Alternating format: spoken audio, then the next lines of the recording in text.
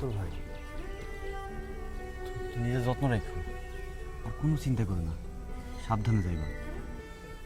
জিহাদ, আমার নিয়ে কোনো চিন্তা করিস না। আমি ইতালিতে গিয়া সবার আগে তোরে কল দিয়ে জানাবো। একটা কথা না কইলি না, আমি তো আজকে দেশ ছাইরা বিদেশের বাড়িতে যাওয়ার জন্য পা বাড়াইতেছি। এই দেশের মাটিতে আবার কবে পা ফেলবো সেটা তো বলা অনিশ্চিত। মানে আমি যে কথাটা বলতে চাই, আমার পরিবারে আমার মা আছে, অসুস্থ বাবা আছে, আমার ছোট বোনটা আছে। আমি তো আজকে থেকে তাদের পাশে থাকতে পারবো না। ঘরে কখন বাজার লাগবে, আমার অসুস্থ বাবার কখন ওষুধ লাগবে সেটা তো আমি জানি না।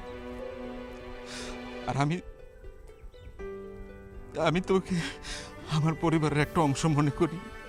যখন যা লাগবে একটু পরিবারের দিক খেয়াল রাখিস। কি কইতাছো তুমি এগুলা? তুমি জানো না আমি এগুলা করুম? তোমার পরিবারে আমি আমার নিজের পরিবারের মতোই জানি। ল তো, দিনে যাবো।